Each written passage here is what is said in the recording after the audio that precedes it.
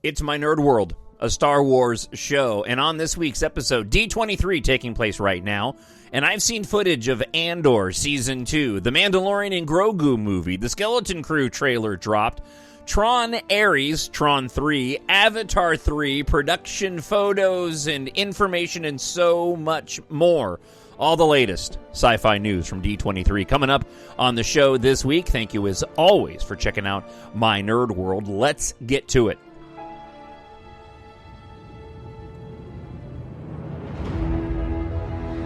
Nothing will stand in our way. I find your lack of faith disturbing. I will finish what you started. Who are you? I'm no one. There are stories about what happened. It's true. All of it. The Force.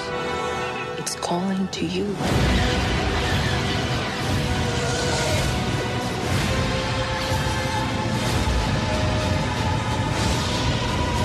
My Nerd World. Just let it in. And welcome to it. I'm your host, Jon Justice. You can email me, TalkShowNerd@gmail.com, or if you're enjoying this week's episode on YouTube, you can leave me a comment there. Also, be sure to follow the show on YouTube, subscribe to the show on whatever podcast platform that you happen to be enjoying My Nerd World, a Star Wars show on. And this week, it's a Star Wars show and more. D23, the Disney convention taking place right now in Anaheim, California, has dropped a ton of news, not just relating to Star Wars, but as I mentioned, Avatar, TRON, which I'm very excited about. Also, Marvel news. I'll be focusing on the sci-fi angles relating to some information about Avatar, TRON, and of course, everything that's come out when it comes to Star Wars. Before I get started this week, though, I want to ask you a question. Am I the only crazy one, or are other people like me? So when I head into the weekend, and I kind of go through phases, right? I disconnect, especially in this current election year cycle that we're in, which has been one of the craziest that I've ever covered in my, 28 years of doing radio, but 20 of which has been doing news talk. So I disconnect pretty easily when I get off the air for my weekly show, and I enjoy pop culture. Which is why I do this podcast, which is why I write science fiction novels. And I get into sort of modes and moods over what I want to watch. So, for example, Melinda and I, my wife, we went out and saw the new M. Night Shyamalan movie, Trap, last week, which I kind of walked out a little bit disappointed on, but then hearing some further commentary from some hosts on a podcast on The Ringer, the Big Picture podcast on the Ringer Network, the same group that does rewatchables, hearing them give their take on M. Night Shyamalan and how his movies are kind of a genre of their own provided me a bit of a different perspective and made me appreciate the movie more. And I love it when that happens, being open-minded to the subjectivity of the content that we're consuming and how, sometimes in a positive way, a different perspective on that which you're watching can lead to a renewed enjoyment where you didn't potentially like it as much the first time. And the commentators were right. M. Night Shyamalan's films, Signs, The Split movie, Unbreakable, The Village, Lady in the Water, all films that I enjoy. He's had a bunch of misses, The Happening more specifically. Dangerous Trees. Spoiler alert for those that have seen The Happening. The point I'm trying to make, though, is because we watched Trap, I was in the mood to watch M. Night Shyamalan movies, and so we ended up watching Old for the first time. That's available on Peacock if you have that streaming app. And I actually enjoyed that quite a bit. The ratings on it, both critic and movie watchers, was low, but I actually thought it was better than Trap. So why do I say all of this? Because I like to go and watch things based off of mood. And what D23 has done is it's screwed up everything that I was planning on watching this weekend, because now I'm excited for a bunch of these other projects and I want to go watch the content. So I'd been on an Alien kick. Alien Romulus comes out next week. And for those that aren't familiar with, is it next week? I think it's next week. Hold on. I have my tickets already. I should probably know this. We were going to go see Borderlands, the fantasy action film based off of the video game, of which I never played, but apparently the reviews on that were absolutely atrocious, and even though we are A-list members, Melinda and I decided to skip it. Yes, so Alien Romulus comes out next week, so I'm going to see it on Thursday coming up. And for those that aren't familiar with what this movie is, this is a movie that is set between the original Alien and Aliens, a group of young people on a sort of backwater planet. I don't think it's Earth. I think they're on a different planet if I'm looking at this correctly. And they want to get off of this particular planet that's been colonized. Yeah, that's right. There is, because they have the atmosphere machines on the planet. It's in the trailer. So they want to get off of this planet and go and seek out new adventures. And so they end up on the Romulus space station, and this is where they come in contact with experiments that are being done relating to the facehuggers and, of course, an alien. And there are ties directly to the original Alien in this film. I won't spoil any of it for you. But again, it takes place between Alien and Aliens. And I'm super excited. I love the Alien franchise. And based off of all the trailers that I've seen, it just looks absolutely terrifying. It seems like a very good combination of the horror element we got in Aliens, but also the action elements that we got in Aliens from James Cameron. So I've been on an Alien kick, but now that we have all this information relating to Star Wars, Avatar, and Tron, although I just watched Tron Legacy recently, now I'm wanting to go and watch these other films like Avatar, The Way of Water, and Mandalorian, and all the other ones. But unfortunately, I don't have that many hours in a weekend to go do all of that. So is anybody else like me? Do you do that? Probably not, because I'm strange. Listen, it's all relative. It's not that big of a deal, right? These are all just pastimes in between the abundance of work that I have to do. I have here in front of me like my to-do list for the day. Right now I'm about halfway through. After I get done with the podcast, I've already walked the dog. I'm going to go for a bike ride and then clean my room and dust my room, take a shower, and then go and answer like some 50 or 60 some odd emails that I have sitting in my email box from work. In the meantime, I'm going to watch a lot of movies. All right, so now that I've wasted 7 minutes telling you how strange I am, I suppose we should get to the news from D23 that I've been promising I would share. Something inside me has always been there. But now it's awake. And I need help. I guess the easiest way I could have said that was I get in the mood to watch one thing, and now I'm in the mood to watch other things. Word economy is not my forte.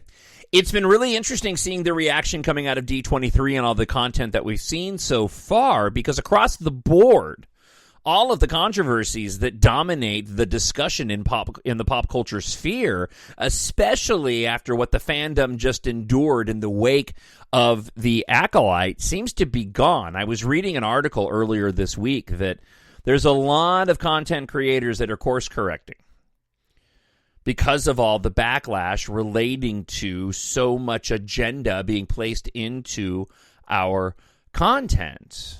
And it's not just been within the pop culture sphere. I mean, this happened at the beginning of the opening ceremonies of the Olympics. I'm not going to go into details, but for those that are aware, there was a lot of controversy. And I think what so many higher-ups in these corporations fail to realize, and hopefully they are beginning to realize that now, because what we're seeing is less of the injection, at least, in what is being presented forward of agenda and more just attempts at good storytelling. But I think what these higher-ups in these corporations, they seem to miss is that when they're looking to be relatable, and I'm going to use the word relatable. I'm going to skip the typical buzzwords like inclusion and diversity and all that. I'm just going to stick with relatable. Traditional is relatable. The human element in storytelling and that which is most familiar is relatable. We can all adjust and realize that these individuals may not align with who we are as individuals, but that which is most traditional seems to be that which is most relatable. And unfortunately, we've moved away from that, and we've had too much of the agenda being injected, which just doesn't seem like real life anymore. And hopefully we're getting back to that. This was apparent in the Snow White live-action film trailer that was released. It was only 1 minute and 18 seconds, but of course, Rachel Ziegler famously a couple of years ago made the comments about how this wasn't going to be the classic tale because that was weird and the prince was weird, and really just got ratioed hard relating to that. They had dwarves that weren't dwarves. Well, this trailer seems to be a bright a loud alarm to anybody who was concerned of, hey guys, we're telling the traditional story in this. You have the dwarves now. They look like the dwarves in live action. You have the inclusion of the apple at the end. You see the prince in the trailer. So now this could be a bait and switch. But that being said, both myself and Melinda thought, oh, okay, it looks like they're making sure that, hey, everybody, we're doing the traditional story. So that remains to be seen, if whether or not they do. But let's get into the good stuff. First off, Avatar 3, Fire and Ash, planned for November 19th of 2025. Avatar 3 will once again bring us back to Pandora, and I'm working off of several stories, some comments off of X, but most of this is coming from Slash Film's website, so I'll give some credit where credit is due. In Avatar 3, Fire and Ash, which was the title that they revealed yesterday at D23, it'll show us new parts of the sprawling planet. While Part 2 focused on the Na'vi who take to the water, Part 3 was said to focus on Ash people. I have no idea what that means. But at least we know that it has to do with fire now. The big creative advance in Avatar 3 is just going to be greater character depth. Cameron previously said of the film.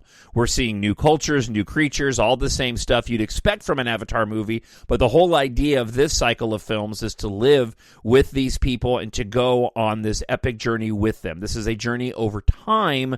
There's an epic cycle to the whole thing. Now, concept art showed characters flying on banshees while wearing large headdresses, a large flying jellyfish airship. It was described as very Final Fantasy, but in a way that looked organic for those that are familiar with that video game franchise. There were also Na'vi of the Fire covered in white ash, body paint, and some very creepy masks dancing around flames. Hall said, and again, one of the individuals who was addressing the crowd there, that the highlight of the art was the jellyfish airship carrying organic ship-shaped creatures flying alongside the Na'vi into battle. So, I think we're getting 4 more? Is that what it was? So I think we're supposed to be getting...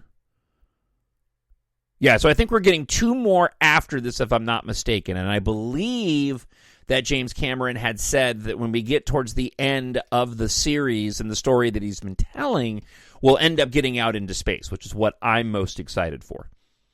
James Cameron was on record saying when they started to do Way of Water, they said, well, why don't we do Star Wars? Let's tell one big overarching story with these 4 separate films. And I just thought it was awesome that James was thinking in terms of that because, Star Wars has become its own thing, but it's also grown so much, and we've talked about it a lot on the show, the oversaturation point. I hope what we're seeing and what I'll share with you here in just a moment is an indication that they're going to be reeling this back in a bit. And they're going to be focusing on the quality of the show and not so much the quantity of shows. But I love the fact that James Cameron, of all people, just one of the greatest film directors of all time, is taking this huge swing to create this massive universe. And I'm here for it. I love Avatar. I don't love it as much as my Star Wars. But I will say that I get more excited thinking about a new Avatar film at the moment than I do a new Star Wars film because I'm simply unsure what it is that we are going to, end up getting. We are the spark that'll light the fire that'll burn the First Order down. I went to the movies as a kid many times, but I went to the movies as a kid with my Aunt Jan, and I have to look it up. I don't know what year it was. Whatever year that E.T. came out. But E.T. and TRON had come out at exactly the same time. They were both in the theaters at the same time. I don't know if they were released at the same moment, but E.T. was in theaters for a ton of time. And I remember going to a theater And my aunt had asked me, what do you want to see? And I was like, I wanted to see Tron. I want to see the poster with all the shiny stuff and the people that are glowing. The E.T. logo did nothing for me. Now, I had no idea really what to expect with E.T. I was thinking it was more of a horror film, and I was afraid to go and see it at the time. Now, E.T. is a better film, but Tron was awesome too, especially for a very, very young Jon Justice. And that film is nostalgia fuel for me. The theme in that movie is attached to so many different aspects of my young life, especially relating to Disneyland. I remember going to Disneyland, my favorite place on the planet, other than home. And when the promotion of Tron was happening and the People Mover went through the tunnel where they had the images flashing by, they had replaced them at Disneyland. They used to be like speedboats and race cars to give you this feeling that you were moving really fast when it was just the images going by. And at one point, they went and changed that, and they turned it into the light cycles in some of the footage from Tron. I loved that film as a kid, and I absolutely loved Tron Legacy. I thought it was just an incredible sequel and took Tron to its inevitable next step. In case you didn't know, the guy that directed Tron Legacy also directed Top Gun Maverick. So there's a little tidbit for you. They've been talking about Tron 3 for a long, long time, and there's been several different iterations that have floated around. Well, Tron 3, called Tron Ares, is finally arriving next year. I have some details for you, but what it looks like is that Tron Ares is going to fulfill the setup of what Clue was attempting to do in Tron Legacy by bringing the digital realm into the real world. Now, we have different characters. I think they're just riffing off the idea that Clue set up, obviously, because Clue was eliminated, spoiler alert, in Tron Legacy. So I'll provide you some details and a bit of what the footage looked like here in just a moment. I want to add something, though, and this is really exciting. Getting back to the musical aspect of Tron, which is so important, that soundtrack, that 80s soundtrack, is it's incredible. When I listen to that, I feel such nostalgic memory fuel vibes. Again, not just of Tron, but of Disneyland. I just think it's awesome. That okay, you got it. For Tron Legacy, the electronic dance music pop duo Daft Punk famously did the soundtrack, and it's an absolutely incredible soundtrack. They really did a fantastic job with Tron Legacy of, again, taking the nostalgia of what Tron was when it came out in the 80s and bringing it to the modern age while still keeping with the same type of vibe, knowing what made the original so special, the cutting-edge visuals along with this amazing soundtrack. Well, for Tron Ares, I was super pumped to see that none other than Nine Inch Nails would be doing the soundtrack for Tron Ares. And so if you're going, who is Nine Inch Nails? Well, Nine Inch Nails is an electronic hard rock band, for lack of a better way to describe them, that I grew up with alongside my my fandom of Depeche Mode. Okay, imagine Depeche Mode, but just rocking a lot harder with even darker themes. That's what Nine Inch Nails was. It was the perfect fuel for my quasi-angsty early 20s. It's tough to listen to now because you just can't relate to it anymore because you're just not that angry anymore. I mean, when you're a 52-year-old guy, you know, you can't really rage about all the things that Trent Reznor, the lead singer of Nine Inch Nails, was raging about. Now, Trent Reznor still makes Nine Inch Nails music, but he's now known for movie soundtracks. So I'm going to get into a little bit more of this coming up because it's embedded in the article here, and I'll talk about it there. But Jeff Bridges at D23 took to the stage first, revealed the movie is about digital citizens of the grid coming into the real world rather than people going into the grid again. Now, the footage showed that. It showed some really amazing real-world shots with characters and some themes that we're used to seeing in the digital world, in the real world. At one point, there was footage of light cycles in the real world. And at first, watching this footage, none of this is available publicly yet. I watched all of this bootleg of people that recorded the footage while they were there. At first, I was thinking to myself, I don't really know how this is going to work. I mean, Tron works the best when you're in the grid. However, considering that we've done that twice, this is a very natural step to take those elements that we love from the grid and the digital world and then apply them in the real world. And hopefully we'll get some digital world action as well. But rather than try to go over old ground, let's give a different aspect of the storytelling. As long as the story is good, this can work. New cast members. Bridges says he has a small role in the movie. Evan Peters, Greta Lee, Jared Leto took to the stage. They shared some information on their characters. Evan Peters is playing Julian Dillinger. The last name is not an accident. In the first Tron, Edward Dillinger, David Warner, is the head of NCOM. This is the guy who stole the idea from Flynn. This would be Jeff Bridges, which is what Flynn was able to acquire by destroying Master Control, the Master Control program. So there's a history there. And then there was also a Dillinger that was in Tron Legacy at the very beginning. That character was played by Oppenheimer's Cillian Murphy.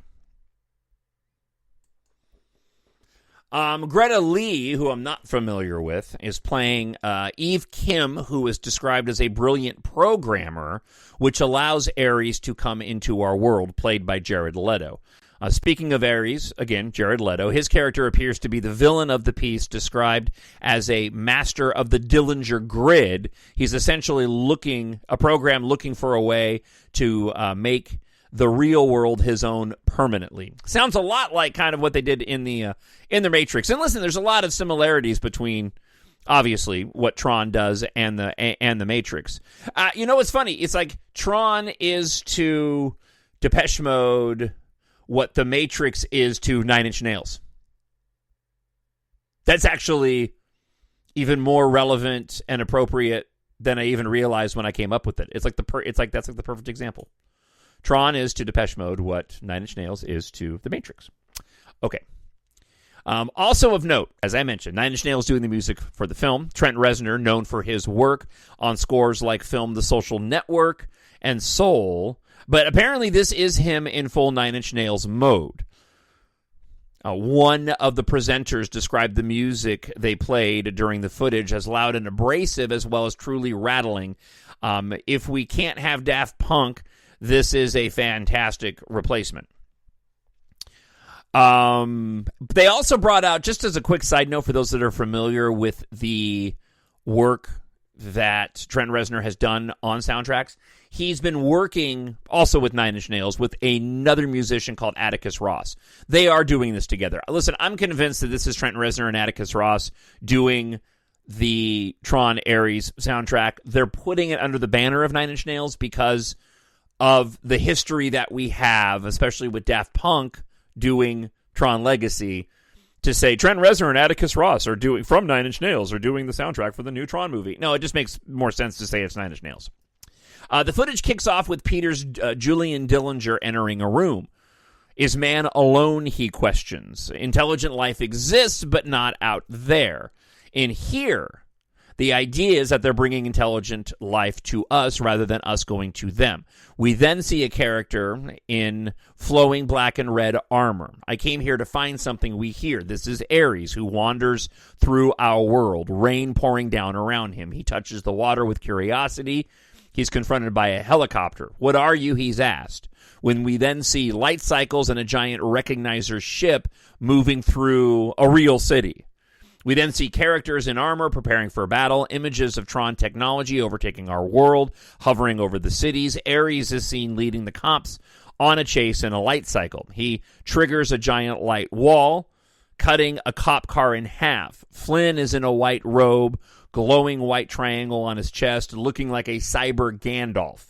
He tells someone, "We need you, program. Tron, is that you?" There's a beautiful image of two characters in that glowing Tron armor on a hover bike flying over water with the sky full of Tron buildings and vehicles. It all feels very Blade Runner inspired.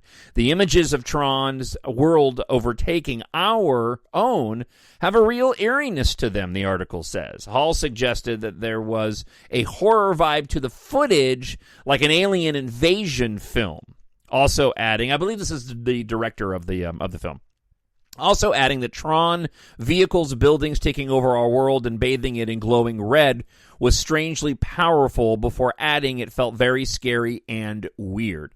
TRON Ares is set to hit theaters in October of 2025. I'm, listen, even more excited with the description of that footage. I saw some of it. I didn't see all of it based off of what they wrote there. So, listen, I'd love to hear from you and share your thoughts on the show. So please email me, talkshownerd@gmail.com, and we'll certainly get to those next week. All right, let's turn our attention to what you've probably been waiting for most, and that is all the Star Wars news. When I found you, I saw raw, untamed power. And beyond that, something truly special. So we have Mandalorian and Grogu movie footage to share with you, Andor Season 2, and then the Skeleton Crew first trailer has dropped. I would encourage you to, if you haven't watched it yet, please take a moment, pause this, go watch the Skeleton Crew trailer, and then come back so you kind of understand what it is that I'm talking about. There's no easy way for me to show you the Mandalorian and Grogu and Andor Season 2 stuff. You'd have to go hunting for that online, since they are only bootleg videos shot by individuals that were actually there at the event. But I do have descriptions, including my own, because I have seen that bootleg footage. So first off, Mandalorian and Grogu, Jon Favreau and Dave Filoni went out on stage. I'll talk a little bit about what they had to say. Based off the footage that I saw, though, I was curious about the timeline. I assumed this was post-Season 3. However, in the footage, there was a Razor Crest, which had me very confused. Apparently, this is a new Razor Crest. I was watching Star Wars Meg's video and her coverage on what I'm talking to you about, and she said that it's Razor Crest 2. So apparently the Mandalorian gets another Razor Crest, which is a good thing. I'm glad that he's getting another Razor Crest. Listen, if they can bring back all these Star Wars characters and Sabine can get, stabbed in the chest along with all those characters in by a lightsaber, along with the characters in Obi-Wan Kenobi, then you can find another Razor Crest out there. She actually showed some concept art that showed it was a slightly different design. So this does apparently, despite my confusion, take place post to Season 3 of The Mandalorian. There were complaints from some people online of the footage they saw of the Mandalorian and Grogu movie, which does not come out for a full 2 years. It's not out until 2026, May of 2026, I believe, that it looks like the TV show. And I'm personally okay with that. I think that a lot of what we saw of the Mandalorian show looked fairly cinematic. There were some moments on the volume, and apparently they're not using all of the volume this time, with the Mandalorian Season 3, that I think it kind of went downhill a bit. But you go back and watch that first season of The Mandalorian, and across the board, it looks like it could be on the big screen. I don't have any problem with that. And I'd rather have consistency. So Jon Favreau, Dave Filoni, came out on stage, talked about the film.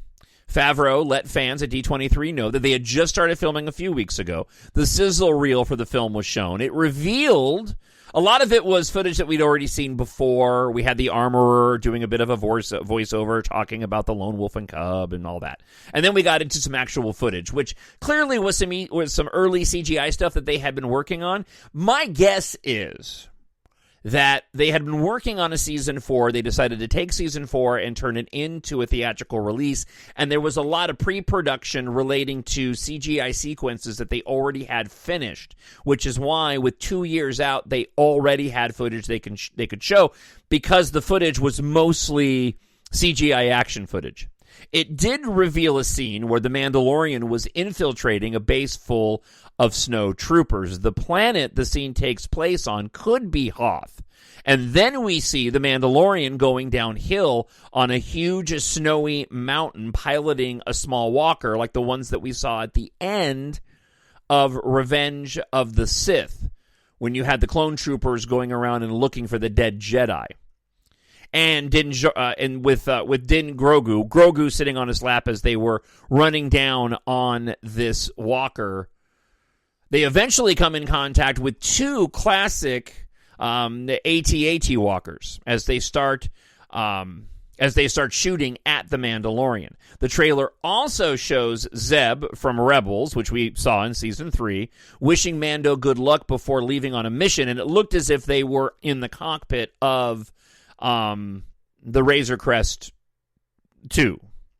The footage ends with Babu Frick at the end with Grogu inside of, it looks like they're piloting a smaller vessel. So the movie is going to start filming, has started filming in LA, and then in the UK. Not all of it will be shot on the volume, but by the looks of the teaser trailer, it looks awesome.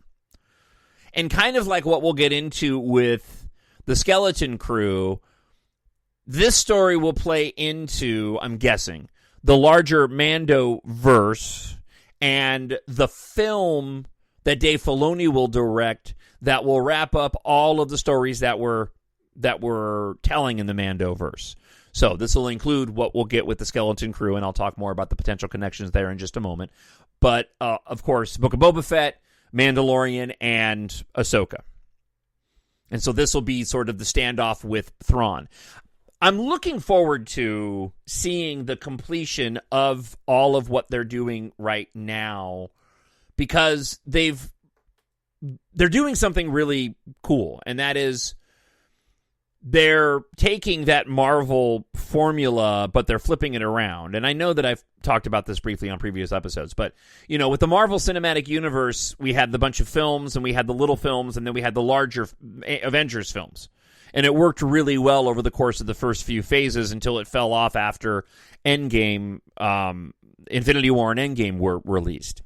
What they've done here is they've gone the other way. They've done these TV shows, and then that's going to culminate in a theatrical movie that'll wrap up all that storytelling. And I really like this era.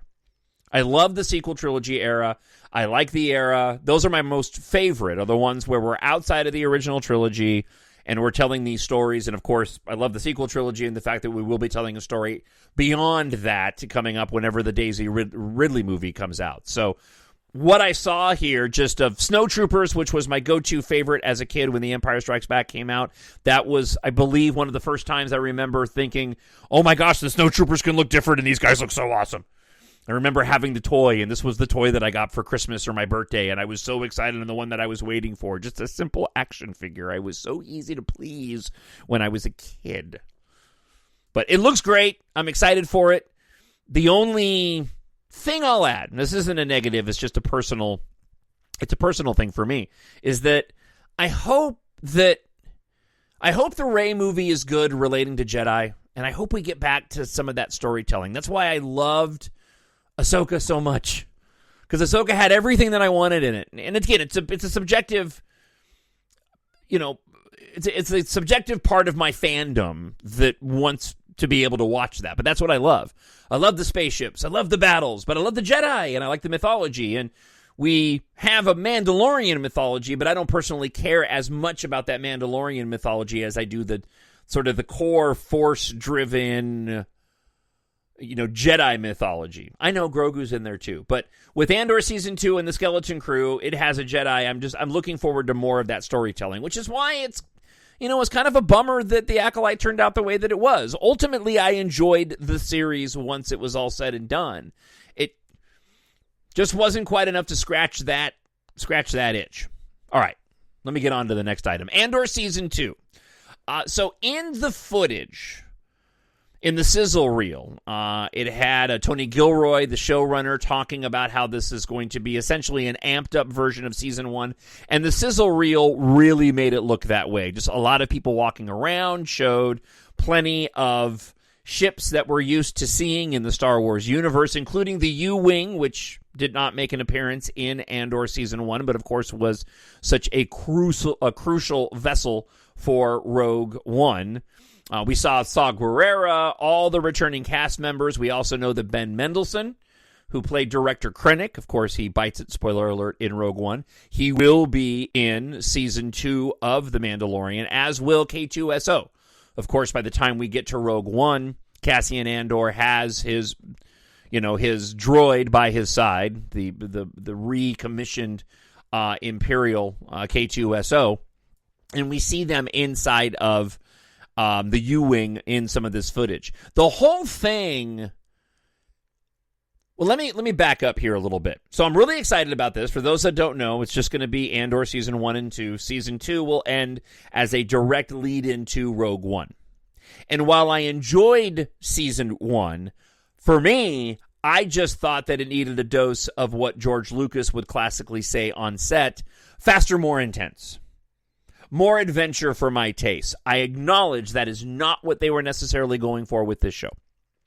This show had a sort of an intense, chilled vibe to it. It had some great moments of action, don't misunderstand. Some of the most spectacular sequences when they did pull them off, specifically that scene of the eye ceremony and the stealing of all the Imperial credits and the taking off of that ship with this celestial event taking place and TIE fighters chasing them. That was some of the most spectacular Star Wars streaming live action stuff that I'd ever seen. I mean, that takes me, like, you take that, put it in a sizzle reel with the Mandalorian being chased by the X-Wing fighters in the Passenger episode of Season 2 when they end up on the snow planet. Just fantastic.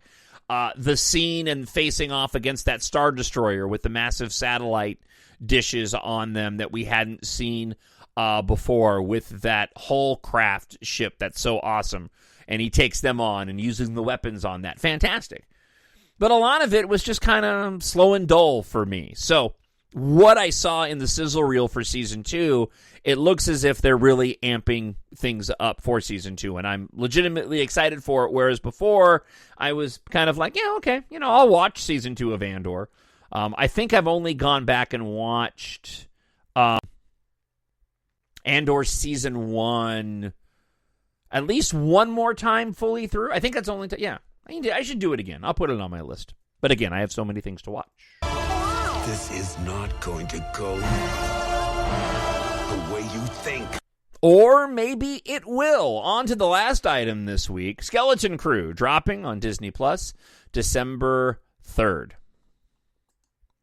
Skeleton Crew follows the journey of 4 kids who make a mysterious discovery on their seemingly safe home planet and then get lost in a strange and dangerous galaxy. Crossing paths with Jude Law. I'll get into more details of this in just a moment and then share with you some further thoughts. There's some very interesting connections, speaking of Star Wars, to Captain EO. So there's a character, a young boy, that could be a stand-in for Michael Jackson, to be completely honest with you, one of the main child characters. There's also an alien that looks an awful lot like the alien that was on the ship with Captain EO, the science fiction attraction that was made for the Disneyland theme parks. Also, Fuzzball, Michael Jackson, Captain EO's little flying buddy, there is a 1-to-1 version in Skeleton Crew to that character. Now, I don't think this is a reboot of Captain EO by any stretch. I do think that what they have created here with this show, which is supposed to feel like Goonies or the Emblem films of Lucas from the 80s, I think that they absolutely went and lifted some of the visuals from Captain EO because there's similarities of Captain EO and his ship and his crew and what we're seeing in the Skeleton Crew as well. I'm excited for this for a very personal reason, simply because I like these types of stories, and when I wrote my science fiction series, EMBARK, I specifically created a hero vessel like the Millennium Falcon, or like what these kids find in this show. My ship is called the Anniversary because I just thought it was a cool name, and I wrote a backstory to that in the book itself. But throughout the course of the books, the Anniversary plays a massive role in all 7 books of my series, available on Amazon.com. And a lot of it consists of this group of individuals that I've created, the main characters of my story. So I like these types of tales. The Slash Film article goes as follows. If you've seen The Mandalorian and enjoyed the dynamic of a lone wanderer acting as a parent to a precocious, wayward child, then how about a dad figure acting as a parent to 4 precocious, wayward children? That's the premise of Star Wars Skeleton Crew, the upcoming Disney Plus series starring Jude Law as the character called Jod Nawood.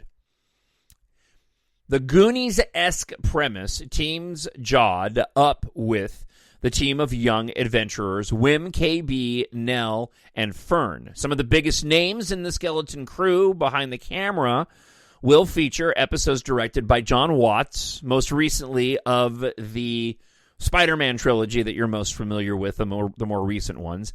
Lee Isaac Chung of Twisters. Twisters was a fantastic film. Bryce Dallas Howard of The Mandalorian. The Passenger was the episode that she directed, one of them that I mentioned earlier in the podcast. David Lowery, The Green Knight. And Jake Schreier, he's helming the upcoming Marvel movie Thunderbolts. And the article goes on to say, most excitingly, The Daniels, whose mind-bending multiverse movie, Everything Everywhere All at Once, that won 7 Oscars last year. Interesting film. I understand why people liked it. I wouldn't watch it again. Skeleton Crew is set to hit on December 3rd. Slash Films' Jacob Hall was there, talked about the teaser trailer. Before the trailer played, Jude Law took to the stage to tee it up, called it a timeless adventure story in the spirit of Amblin coming-of-age movies. I mentioned that a moment ago. The actor also compared it to The Goonies and E.T., and that may be a lot of pressure to put on something, but the trailer very much backs up Law's comments. It looks like Star Wars by way of Spielberg, aimed squarely at capturing that childlike sense of wonder, only in a galaxy far, far away. The trailer sort of has a Stranger Things vibe, but in space. It has elements of It, with the whole kids on bikes getting into adventures. I talked about that on last week's show. Only there is no scary clown who eats children. There are, however, lots of practical creature effects, and impressive ones at that. The series is said to be told through the perspective of kids as they explore curious and dangerous worlds. It's been said this show will give young fans a new point of entry into the franchise, and that seems to be the case based off the initial footage. Now, Watts has revived franchises before. Helming Tom Holland's Spider-Man trilogy has a ton of success. He might be doing the same thing for Star Wars. Okay. So the trailer looks good. I'm excited about the show. The only thing I thought was weird, and this is why I wanted to make sure that you went and watched the trailer, hopefully you have, prior to watching this, is that in the beginning of it, the writer for Slash Film's absolutely right. We get the kids going about their daily lives. Now, we see them at school, and the shot that they showed of the classroom I thought was good. It was different. It was similar to what we'd seen before in Star Wars, reminding me a bit of the aesthetic of Andor. That being said, we've got kids being dropped off to school on a Star Wars version of a school bus. We see the kids going into their neighborhoods, which looks like it could be the neighborhood out of E.T., shot in California, but with space, Star Wars ground vehicles taking them to their homes, which looks like suburbia. That kicks off the trailer, and I'll be honest, I was a little bit thrown by that. It seemed a little too one-on-one for me. And I would have preferred seeing something that wasn't so closely aligned to what we're used to in the real world. We've always seen sort of homesteads in Star Wars that are, spaced apart in a less coordinated fashion, unless you're talking about like Coruscant. When you see the trailer, you'll understand what I'm talking about. It straight up is suburban Star Wars, where if you had just thrown some wheeled vehicles, or perhaps shown that piece of footage to somebody, they would have assumed it could have been lifted from my EMBARK stories. The shot could have been a shot from EMBARK Book 1 showing what society looks like in the year 2172. That is the perfect way to go and describe why I had an issue with it. It seemed way too similar to Earth with plants and trees and things like that. And I know we've had that before, don't misunderstand. I mean, for crying out loud, the entire Andor scene in Return of the Jedi was shot in Northern California in the Redwood Forest. So this isn't like this is something new. It's just something new for Star Wars that we haven't seen yet, and watching the footage took me immediately out of it. I didn't think Star Wars suburbia. I thought future Earth suburbia. Minor complaint. I don't think the kids are going to be on that planet very long. And because of that, I'm sure that I'll get over it and this will just become Star Wars. It's not that big of a deal. And maybe they are, maybe they are on a planet like Coruscant and it makes more sense. I'm just giving you just a bit of it's a nitpick. Of course, I'll reserve total judgment until I actually see the series. So, what I'm thinking is going to end up happening in the show, because I've sort of been scratching my head over how are they going to deal with the Ahsoka and Sabine getting off of Peridia in Ahsoka, because we can't journey back there again. I mean, we had 2 different journeys in the series to go to that planet. To do it again would be just overly redundant. Given the fact that these kids end up getting lost and we understand it's going to be in a different galaxy, I think that this could tie directly into Ahsoka Season 2, and perhaps these kids end up on that planet in some way. Maybe that's how they get back, and all of this ties back into the Dave Filoni Mandoverse film that's coming in a handful of years. Now, stepping back from all of this further, I'm excited for Star Wars again. And I know we could go through all the rigmarole that we went through with The Acolyte, but this all looks like fun. And I really hope that they're turning a corner and getting the franchise, back on track. That's not to say it's completely off track. As I've talked about so often on the show, Star Wars demands to be on the big screen. And I know that they have a desire to move away from the Skywalker stories. I get that. I still think there is always that element there that is crucial. That's going to change as time goes on and generations fade and new generations come in. I get all that, and they are charging a new trajectory. And a lot of it's fun. I think we're beginning to close out the storytelling from what we've seen before, relating to especially the time frame between Episode 3 and Episode 4, between the prequel trilogy and the original trilogy. I think we're just about done closing out the storytelling within that 30-some-odd years, and I'm good with that. I think they're going to start telling stories pre the original trilogy, like we got in The Acolyte. And we're going to continue to fill in these gaps between Return of the Jedi and The Force Awakens, which I'm good. And I think this will end up filling in that gap. And then I think what we'll see are stories that will be offshoots from particular eras, but do not have any sort of direct ties to those particular gaps in time between a prequel trilogy, original trilogy, sequel trilogy. They're going to be offshoot adventures. Sean Levy, who has a massive hit on his hand with the Deadpool and the Wolverine. He is supposed to be helming a Star Wars movie. Says that it is going to be completely separate from everything else as well, not tied to anything that came before it. And it seems as if this is what they're more keen on doing. But the Mandalorian Grogu movie, I think, is going to be a lot of fun. Just a good, raucous adventure. And I can't help but wonder if we're going to have elements of what was supposed to be of Rogue Squadron within that. There was a shot in the Skeleton Crew trailer of some New Republic X-Wings flying by. Just always gives me great vibes. But I'm excited for Star Wars again. And now wanting to watch Star Wars more than I do Alien. But I got to catch up on my Alien movies. This is another thing I do. I used to watch a bunch of content relating to a movie that I'm looking forward to. So, talking Star Wars, I watch a bunch of Star Wars movies before I go see the new Star Wars movie. And I mean, you can say that for any franchise that has multiple films. However, I realized something. I was doing myself a disservice. The better thing to do, and I might do that now, is to wait for the run-up to the new content and then go back and consume old content. Because I know when I walk out of a theater seeing a film that I loved, I want to consume more of it, especially if it's in a franchise that is near and dear to my heart. So I might be shooting myself in the foot by watching all the Alien stuff now. I do want to go and watch the original Alien. I think I'll do that. I think I'll put Covenant on the back burner and watch the original Alien.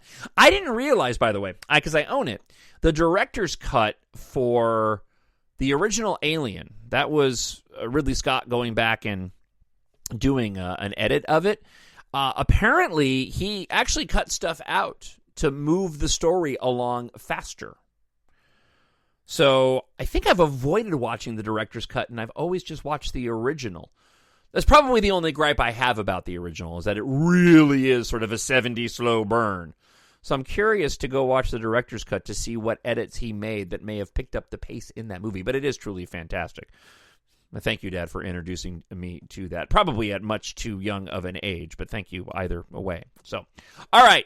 Listen, I hope you enjoyed this 50 minutes of me rambling about science fiction, pop culture, Star Wars, Tron, and Avatar, and you had just as much fun as I did. Speaking of fun, I'm going to go and vacuum my room and dust it. Doesn't that sound exciting? Also going to get on my bike before I go and consume an abundance of pop culture content and enjoy me a little bit of rum. I hope wherever you are, you're having a fantastic day, regardless of when you're listening to this. And I hope you're happy. I hope you're healthy. I hope you're safe. God bless. Thank you so much for checking out the show, and I look forward to hearing from you. TalkShowNerd@gmail.com. Talk to you next week. Bye. The Force will be with you, always. My nerd world.